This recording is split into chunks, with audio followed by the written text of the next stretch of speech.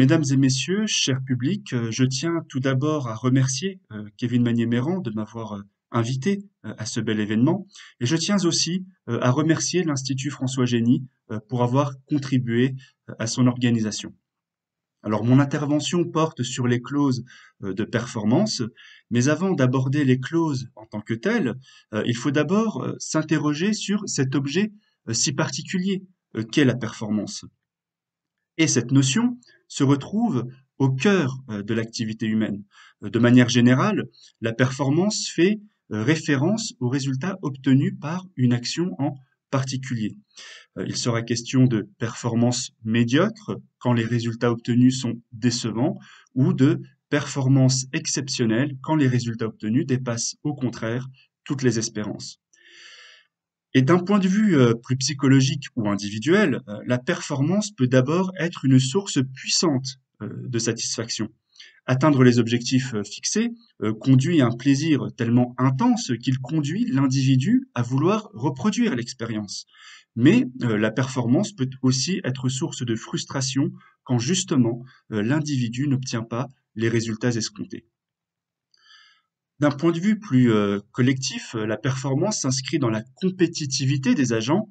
Il s'agira de la performance d'une équipe sportive dans le cadre d'un championnat ou de la performance d'une entreprise dans le cadre de la conquête d'un marché. Et de ce point de vue, la performance se rapproche farouchement de la concurrence.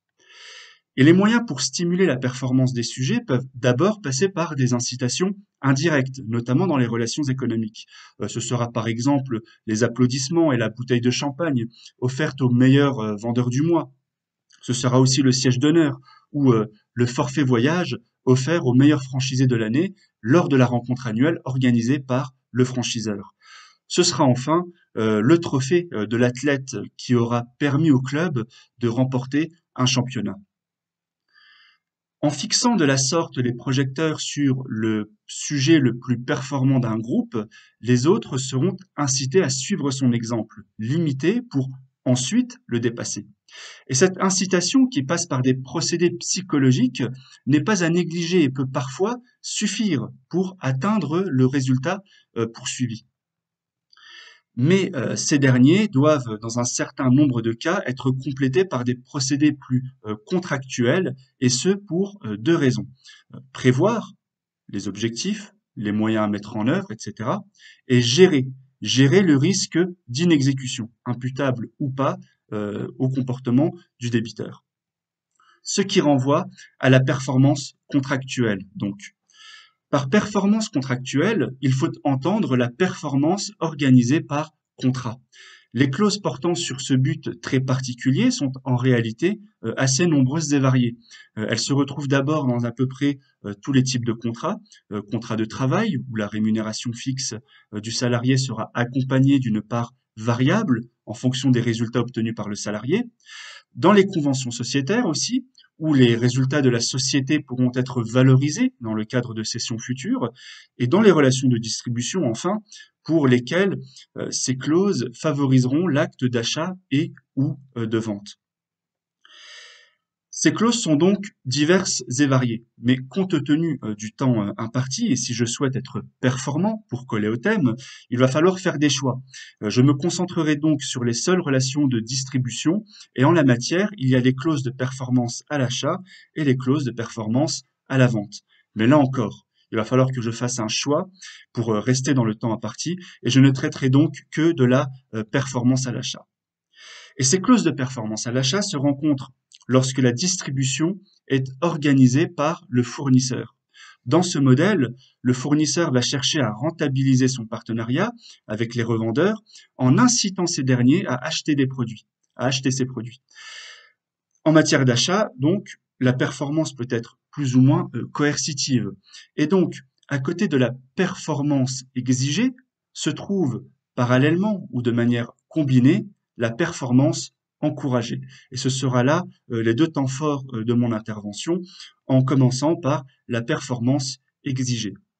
Et il y a sans doute deux types de clauses de performance à l'achat ici, qui ne se distinguent pas par leur nature, hein, car elles sont foncièrement identiques, mais par l'étendue de la contrainte. Il y a d'un côté les clauses d'approvisionnement et de l'autre, les clauses d'assortiment. Commençons par les clauses d'approvisionnement.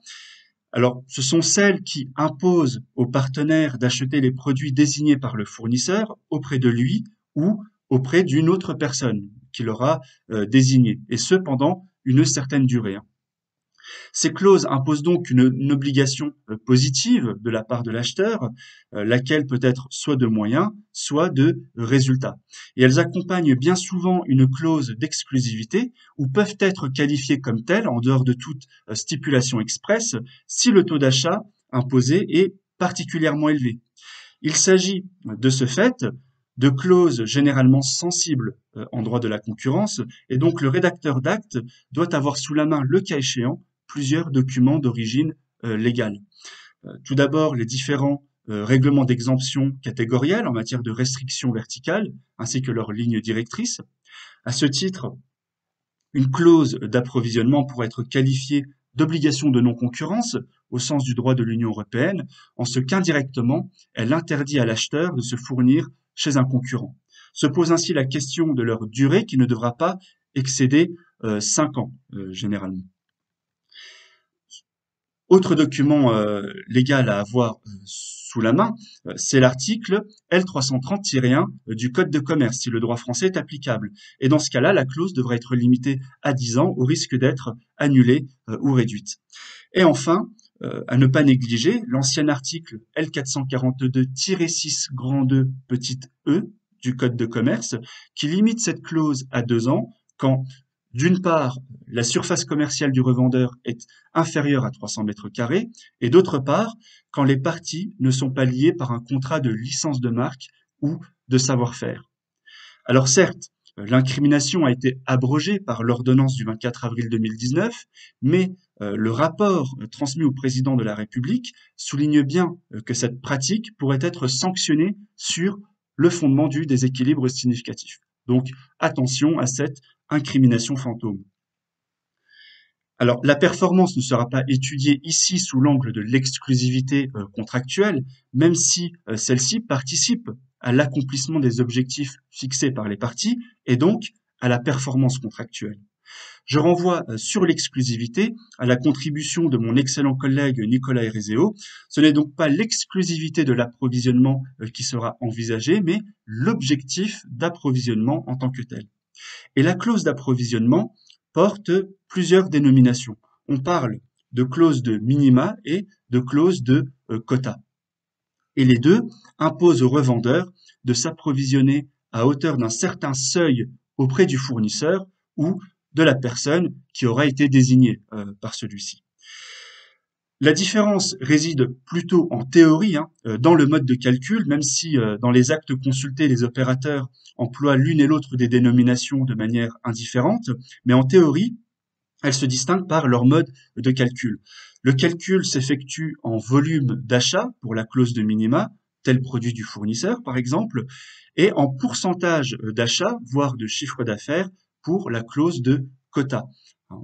C'est-à-dire, le revendeur devra réaliser tel pourcentage d'achat auprès du fournisseur sur la masse totale de tous ses achats. Voilà le type de stipulation que l'on peut rencontrer. En bref, l'obligation d'achat peut s'effectuer en volume de produits ou de clients ou en valeur de pourcentage d'achat ou de chiffre d'affaires. Il peut également s'agir d'une clause imposant au revendeur la constitution d'un stock minimal de marchandises, car la hantise de tout fournisseur est qu'il y ait une rupture des stocks qui sera source de pertes économiques puisque la demande des consommateurs finaux ne sera pas satisfaite et se reportera vers les offres concurrentes. Ensuite, pour que ces clauses soient valables, il faut que l'objectif à atteindre soit réalisable. En d'autres termes, il faut que la clause, lorsqu'elle indique l'objectif à atteindre, respecte scrupuleusement l'article 1163 du Code civil qui impose que l'objet soit possible, déterminé ou du moins déterminable. Et la prestation est déterminable lorsqu'elle peut être déduite du contrat ou par référence aux usages ou par référence aux relations antérieures des parties. Par conséquent, les contours du résultat à atteindre doivent être suffisamment précis et surtout doivent correspondre aux capacités réelles de l'acheteur. Il est donc particulièrement bienvenu en la matière de laisser l'acheteur exprimer lui-même l'objectif qu'il pense atteindre et d'indiquer dans la clause que ce dernier reconnaît que l'objectif fixé correspond à ses besoins réels. La jurisprudence démontre bien que la clause est le plus souvent admise lorsque l'objectif a été volontairement accepté par l'acheteur, alors qu'à l'inverse, elle est sanctionnée lorsqu'elle est déraisonnable quant au résultat fixé et qu'elle a été imposée unilatéralement par le fournisseur. Dans l'hypothèse où il s'agirait d'un renouvellement, il sera donc intéressant de se référer au chiffre d'affaires du dernier trimestre de l'année précédente, l'année dite N-1, et dans l'hypothèse où la relation est nouvellement créée, le curseur pourrait être la moyenne générale des résultats obtenus par les autres partenaires lorsqu'ils ont démarré le partenariat en question. Alors, se pose également la question de l'équilibre de cette clause quant à l'objectif à atteindre, et en ce sens, la clause ne devra pas être source de déséquilibre significatif. La question sera rapidement évacuée si les parties ont pris le soin de négocier effectivement la clause. Dans ce cas, les parties seront à l'abri d'une éventuelle remise en cause judiciaire de celle-ci. En revanche, si l'objectif a été fixé unilatéralement par le fournisseur, le danger du déséquilibre significatif guettera la clause cette fois-ci. Et pour être sûr d'échapper à ce grief périlleux, il semblerait que 3 indices du déséquilibre significatif sont pris en compte par les juges et sur lesquels il faut attirer l'attention du rédacteur lorsqu'il rédige la clause. Premier indice, c'est la prise en compte ou non par le fournisseur des contraintes matérielles et économiques qui pèsent sur le débiteur. Deuxième indice, c'est la disproportion ou non de l'engagement imposé à l'acheteur par rapport à ses besoins réels. À ce titre, se fonder sur les résultats les plus récents pour fixer les objectifs à atteindre apparaît comme étant une bonne pratique. Un arrêt a d'ailleurs rejeté le déséquilibre significatif en ce que l'objectif fixé correspondait à celui des derniers mois de l'année précédente. Troisième indice, et non des moindres, le respect ou non d'usages commerciaux lorsque ces derniers existent. Donc, rechercher des usages, les connaître pour les respecter serait un excellent réflexe pour écarter tout grief de déséquilibre significatif. Alors ça, c'est pour l'objet. Concernant le prix maintenant, puisqu'il s'agit ici de relations de distribution, l'usage, d'ailleurs consacré par la loi, est d'établir un contrat cadre suivi, le cas échéant, de contrat d'application. Donc, en vertu de l'article 1164 du Code civil et de la jurisprudence antérieure à la réforme, le prix n'a pas nécessairement à être déterminé avec précision au jour de la conclusion du contrat. Le fournisseur peut ainsi fixer unilatéralement le prix de vente en cours d'exécution du contrat. Sont donc en principe valables les clauses dites de prix catalogue, selon lesquelles le prix est fixé au jour de la vente. Mais l'abus pourra être sanctionné à un double titre. D'abord, sur le terrain des dommages et intérêts et ou de la résiliation du contrat, c'est l'article 1164 du Code civil qui le prévoit. Ensuite, sur le fondement du déséquilibre significatif. Alors, il n'y a pas encore de jurisprudence sur la question, mais le plus sûr serait de fixer des critères objectifs rendant le prix suffisamment déterminable lors de la conclusion du contrat. Il serait d'ailleurs aussi opportun de prévoir une procédure réaliste de contestation du prix, clause de médiation, clause à dire l'expert, etc.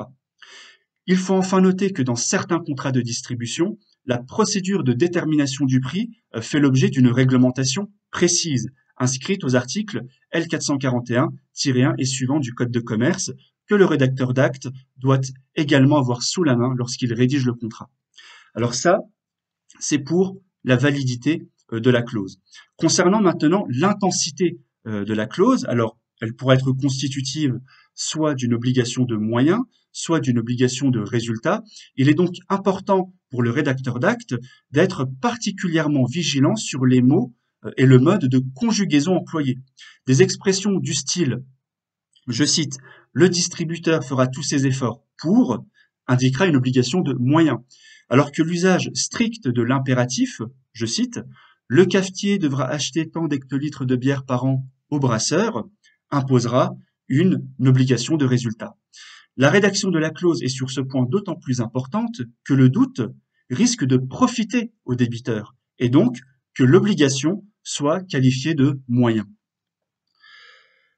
Conséquence, selon qu'il s'agit d'une obligation de moyen ou de résultat, s'il s'agit d'une obligation de moyen, eh bien ce sera au fournisseur de démontrer la négligence de l'acheteur, et pour faciliter cette démonstration, il sera toujours possible au fournisseur de stipuler une clause permettant de renverser la charge de la preuve.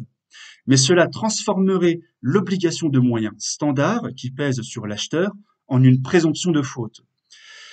S'il s'agit d'une obligation de résultat, eh bien le seul échec dans la réalisation de l'objectif permettra de sanctionner le débiteur.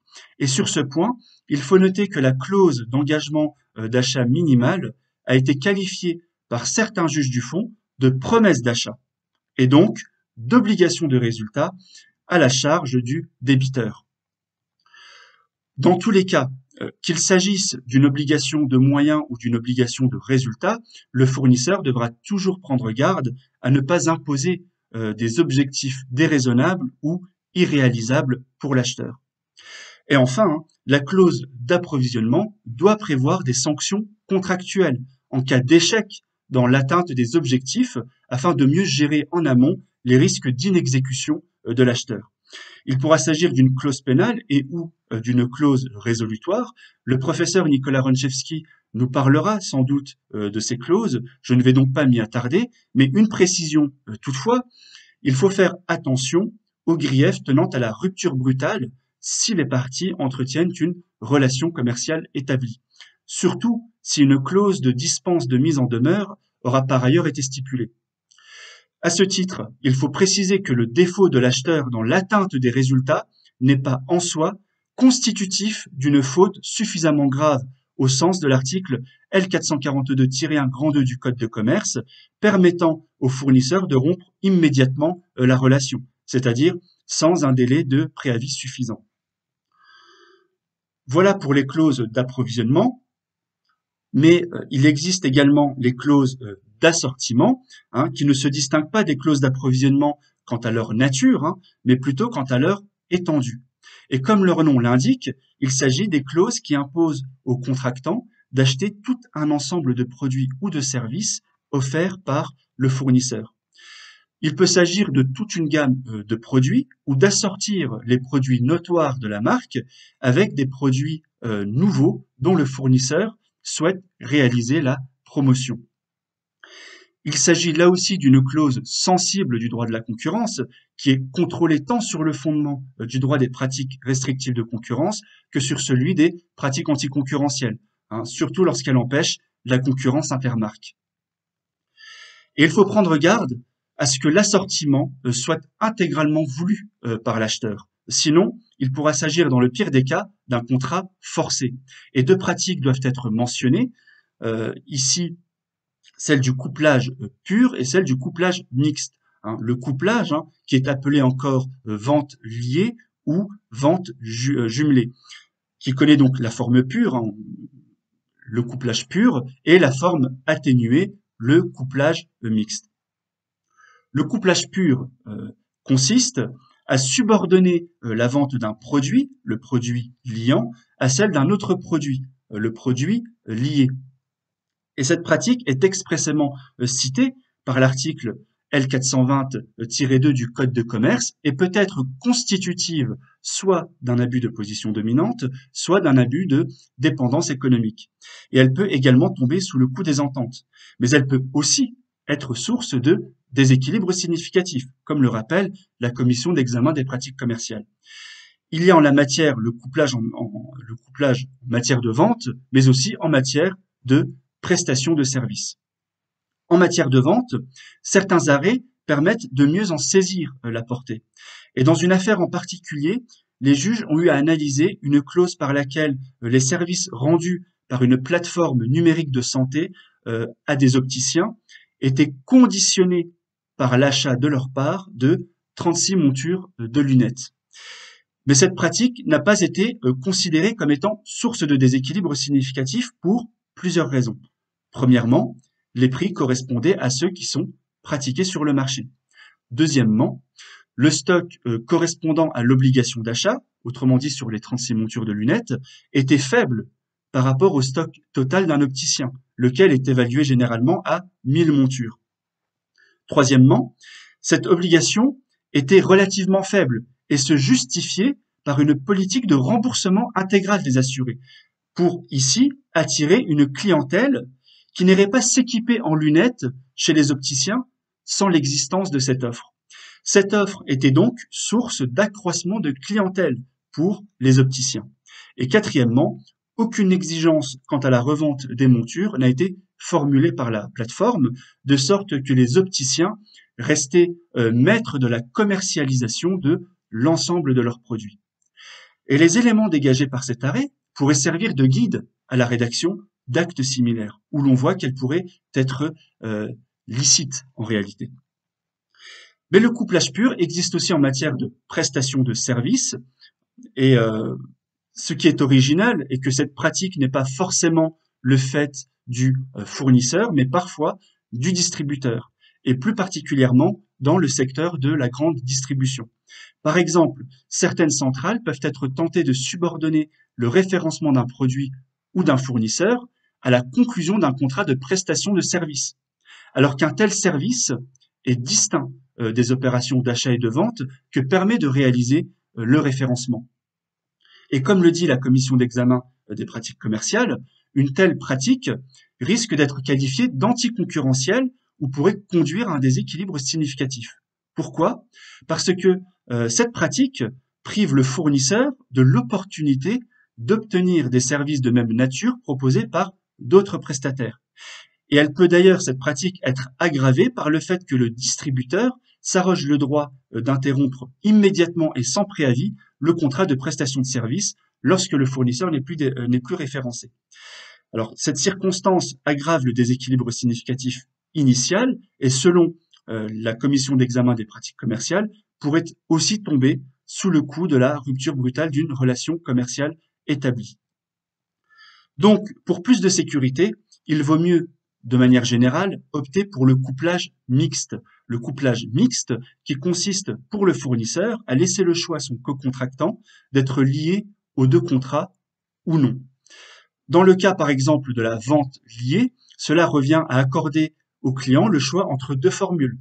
La première, acheter l'assortiment proposé, ou la seconde, obtenir seulement la référence souhaitée.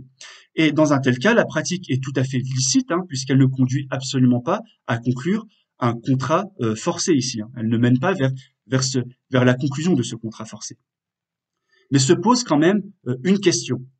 Si l'acheteur accepte effectivement le couplage, est-ce que le fournisseur peut s'octroyer le droit de modifier unilatéralement l'assortiment proposé en cours d'exécution du contrat? En d'autres termes, peut-il modifier unilatéralement le contenu contractuel? Alors, si l'octroi de cette faculté n'a pas fait l'objet d'un accord préalable, cette pratique risque sûrement d'être condamnée. Si, en revanche, elle a reçu le consentement préalable des deux parties, alors il faudrait malgré tout faire attention. Cette clause pourrait théoriquement tomber sous le coup du déséquilibre significatif. Mais plusieurs arguments permettent heureusement d'échapper à ce grief et devraient donc être pris en compte par le rédacteur d'acte. Tout d'abord, c'est l'existence de contraintes extérieures au fournisseur, comme par exemple un environnement juridique ou économique lui imposant d'adapter sans cesse son offre de produits. Deuxième argument, ce serait la spécificité du produit ou de la prestation en question, qui peut nécessiter de devoir modifier l'assortiment en cours du contrat, en cours d'exécution du contrat. Donc, exemple, caractère spécifique du produit, caractère saisonnier, caractère rapidement obsolète du produit. Et des exemples existent en matière de distribution d'abonnements téléphoniques où l'opérateur téléphonique doit être en mesure de modifier en cours de contrat la liste des services dont la commercialisation est confiée au revendeur. Parce qu'en fait, il est nécessaire dans ce domaine de sans cesse adapter l'offre pour correspondre aux besoins changeants des consommateurs finaux. Donc voilà pour la performance exigée. Il ne me reste plus qu'à envisager la performance encouragée. Performance encouragée que l'on retrouve souvent à travers les clauses de réduction tarifaire. Ces clauses de réduction tarifaire, qui sont des avantages que le fournisseur accorde à l'acheteur en fonction du volume des commandes réalisées. Elles accompagnent parfois les clauses d'approvisionnement, ce qui est de nature à inciter l'acheteur à commander au-delà du seuil d'achat minimal. Il existe à ce titre, on peut le citer, les remises de gamme, mais elles se retrouvent très souvent dans les relations où aucune clause de quota n'est imposée à l'acheteur, comme en matière de grande distribution, où les distributeurs ne souscrivent généralement pas ce type d'engagement d'achat minimal. En revanche, les fournisseurs leur offrent des avantages sous forme de réduction tarifaire en fonction du volume d'achat, ce qui les incite, les encourage à commander davantage. Pareillement dans les relations entre la centrale et l'adhérent, autrement dit le distributeur, qui percevra une ristourne de fin d'année d'un montant généralement non négligeable. Et ces clauses sont confrontées à deux problématiques contemporaines du droit des contrats d'affaires, à savoir la transparence et la loyauté. Transparence, d'abord, c'est qui est régie par les articles L441-1 et suivants du Code de commerce, et ces réductions prennent principalement la forme de remises, de rabais, de ristournes et d'escomptes. Ces formes correspondent d'un point de vue juridique et comptable à plusieurs situations différentes. Les remises font partie des conditions de vente qui viennent en diminution du prix exigible par le fournisseur en fonction du volume d'achat. C'est une réduction quantitative qui participe à la détermination du prix dans les relations de distribution. Leurs conditions d'obtention doivent donc apparaître, si ce n'est dans les conditions générales du vendeur, obligatoirement dans la convention annuelle des articles L441-3 et suivants du Code de commerce. Il y a ensuite les rabais qui correspondent à une diminution du prix exigible en fonction de la dépréciation du produit. C'est une réduction ici qui participe également à la détermination du prix de vente. Il y a également les ristournes qui consistent à restituer une partie du prix payé à la fin de l'opération envisagée, et leur paiement est donc ici différé et font aussi partie de ces fameuses marges arrière, parfois décriées en raison de leur opacité. Et il y a enfin les escomptes. Les escomptes qui sont des diminutions tarifaires accordées par le fournisseur au distributeur si ce dernier paye avant l'échéance du terme. Car il faut savoir en la matière que le distributeur bénéficie généralement de délais de paiement accordés par le fournisseur. Accordés par le fournisseur, et donc délais de paiement qui doivent respecter les dispositions de l'article L441-10 du Code de commerce.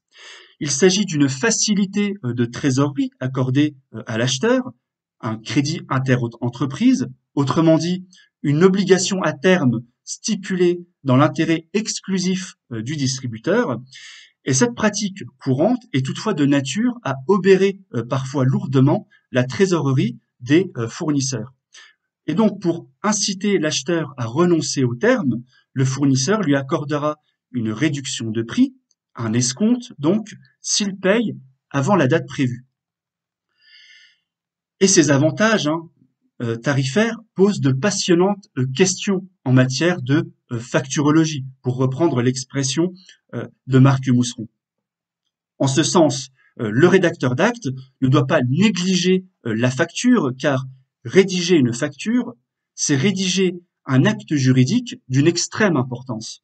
Il s'agit en effet d'un acte qui emporte transport de la matière contractuelle, pour reprendre une idée force de la thèse de Kevin Magnier-Méran, qui est tout à fait vraie, et pour indiquer un principe clair en termes de rédaction, ne doivent apparaître dans la facture que les réductions exigibles, donc celles qui sont encore à terme ou frappées d'une condition suspensive non encore réalisée, n'ont pas à apparaître dans la facture.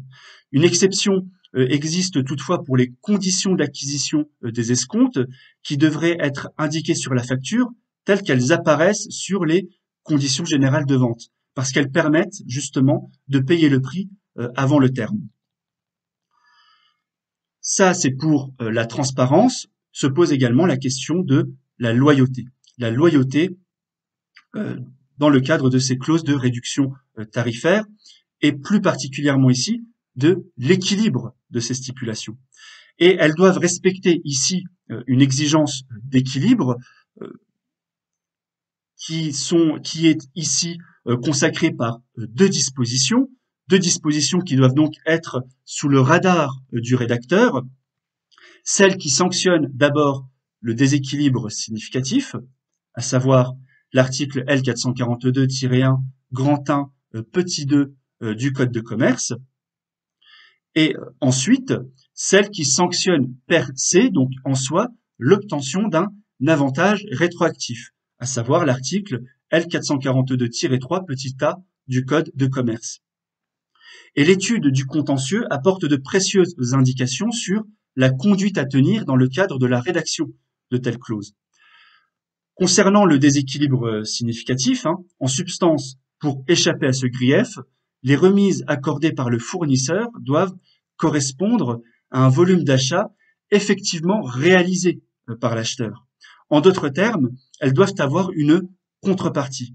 Sont donc proscrites les clauses imposant des remises sans aucun engagement d'achat de volume de marchandises de la part du distributeur, ou sont proscrites également celles qui ne précisent pas les conditions d'obtention de ces avantages. Il faut donc faire très attention à toutes ces remises dites inconditionnelles, qui sont dues dès la conclusion du contrat et qui risquent d'être sanctionnées si elles ne sont pas accompagnées de contrepartie.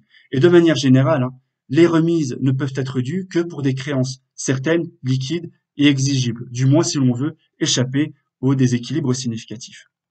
Deuxième interdiction ici, c'est celle de l'obtention d'un avantage rétroactif. C'est l'article L442-3 qui prévoit cette interdiction et qui donc menace la clause de nullité si elle consiste à bénéficier rétroactivement de remises, de ristournes ou d'accords de coopération commerciale.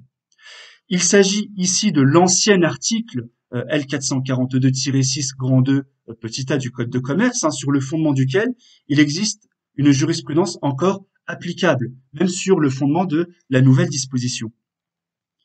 Et les décisions consultées révèlent que cette disposition concerne quasi exclusivement le secteur de la grande distribution. Et pour vérifier le caractère rétroactif des avantages tarifaires, les juges recherchent la date de conclusion du contrat, puisque c'est à partir de cette date-là qu'est constitué l'engagement ferme des parties sur les conditions commerciales de leur accord. Et si le contrat qui accorde ces réductions est signé en fin d'année, mais qu'il s'appuie sur le chiffre d'affaires réalisé au cours de l'année, l'avantage rétroactif sera caractérisé et donc pourra être sanctionné. Pour prendre une illustration jurisprudentielle, un contrat signé à la fin de l'année 2004, précisant que la rémunération du distributeur est calculée sur le chiffre d'affaires réalisé lors de cette année 2004, l'année dite N, eh bien, il s'agit là d'un accord rétroactif contraire à la disposition précitée. Et d'autres illustrations vont en ce sens.